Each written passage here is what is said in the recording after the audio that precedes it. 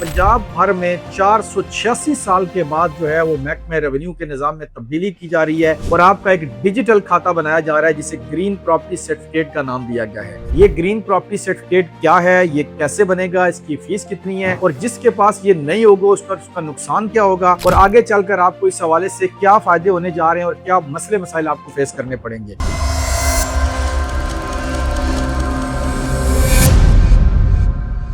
बिस्मिल्लाहिर्रहमानिर्रहीम। अस्सलाम वालेकुम व्यूअर्स, रिलायबल मार्केटिंग के प्लेटफॉर्म से आबिद नसीर आप सब दोस्तों की खिदमत में हाजिर हूँ। व्यूअर्स, आज एक नई वीडियो के साथ आपकी खिदमत में हाजिर हुआ हूँ। तो वीडियो की डेप्थ में जाने से पहले अगर आप हमारे चैनल पे नए आए हैं तो हमारे चैनल को सब्सक्राइब, लाइक और शेयर करना ना भूलें ताकि हमारी आने वाली हर नई वीडियो का नोटिफिकेशन आपको मिल सके। आते हैं जी मेन टॉपिक की तरफ। पंजाब गवर्नमेंट ने जी 1 जुलाई से जो है वो ग्रीन प्रॉपर्टी सर्टिफिकेट का अजरा कर दिया गया है। पूरे पंजाब में 1 जुलाई से अगर आपके पास ग्रीन प्रॉपर्टी सर्टिफिकेट नहीं होगा, ना ही आप अपनी जमीन को बेच सकेंगे, ना ही अपने फर्द के बिहाफ पे कोई कर्जा ले सकेंगे। किसी भी पर्पज के लिए जो आप अपने जमीन के फर्द वगैरह निकलवाते हैं वो 1 जुलाई के बाद नहीं होगा। 1 जुलाई से पहले जिसने भी मैनुअल तरीके से या राजी रिकॉर्ड सेंटर से फर्द लेकर अपनी प्रॉपर्टी ट्रांसफर करानी है वो करा ले।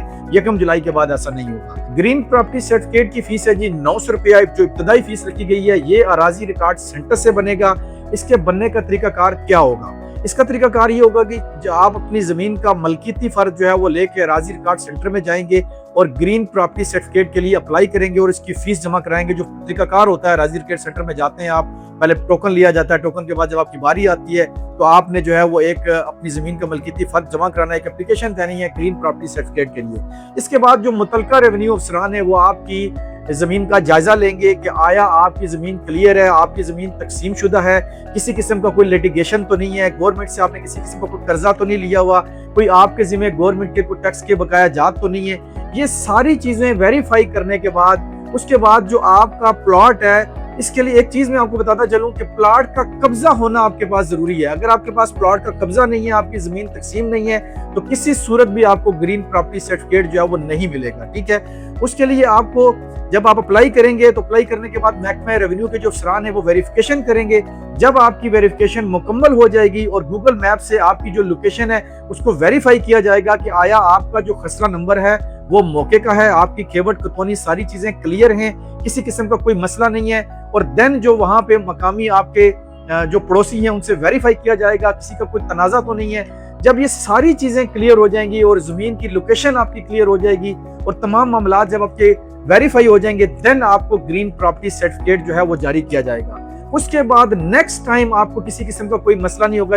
ये आप यही समझ लें कि आपके प्लाट या जमीन की एक एनओसी है जो गवर्नमेंट आपको देगी और उस एनओसी के बाद किसी को भी कोई वेरिफिकेशन कराने की जरूरत नहीं पड़ेगी।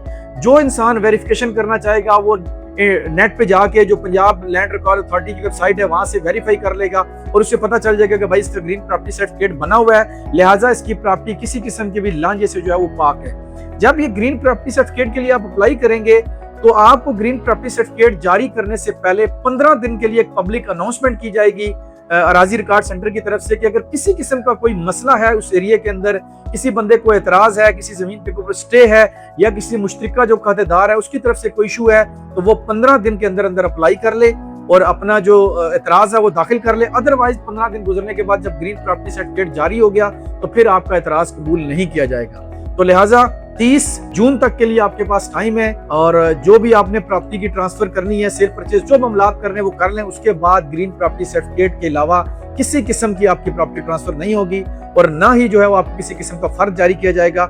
इसके मसले मसाइल क्या हो सकते हैं? देखें, कोई भी जब सिस्टम नया लागू होता है ना तो उसमें कुछ कॉम्प्लिकेशंस आती हैं क्योंकि नया सिस्टम होता है, वो पहली दफा जो है वो इम्प्लीमेंट हो रहा होता है। तो कई मसले मसाइल इसको, जिस तरह आपको पता है कि जब अराजी रिकॉर्ड सेंटर का जो रिकॉर्ड है, सारा जमीनों का जो रिकॉर्ड है महकमा रेवेन्यू, जब वो कंप्यूटराइज हुआ तो बहुत से मसले मसाइल आए, लोगों के गलत अंदराज हो गए, जमीनों के खेपटों खतौनियों नंबरों के गलत जो है वो अंदराज हो गए, बाद में लोगों को बहुत से मसले फेस करने पड़े। तो जब ये ग्रीन प्रॉपर्टी सर्टिफिकेट प्रॉपर लागू होगा तो तब भी इसके मसले मसाइल भी और जो इसकी पेचीदगियां वो सामने आएंगी। तो वक्त के साथ साथ खैर इनको जो है वो बेहतर कर दिया जाएगा। लेकिन मैं समझता हूँ जी ये पंजाब गवर्नमेंट का बड़ा जबरदस्त और एहसन इकदाम है कि 486 साल के बाद शेरशाह सूरी का ये निज़ाम चला आ रहा है। उस जमाने में ये निज़ाम बनाया गया था जमीनों की जो है वो ट्रांसफर्स का, जमीनों के लेन देन का, सारी चीज जो मतलब ये इंतकाल वगैरह होते हैं। तो उसके बाद अब वक्त के हिसाब से इसकी जरूरत थी मैं तो समझता हूँ ये जो पचीदा निज़ाम रखा गया है खेवट ततोनियों वाला और खेवटों वाला, इसको भी तब्दील करना चाहिए और ये लट्ठा भी इतना आसान बना देना चाहिए कि हर बंदा जो है उसको पढ़ सके, हर कॉमन बंदा जो है उसको समझ सके।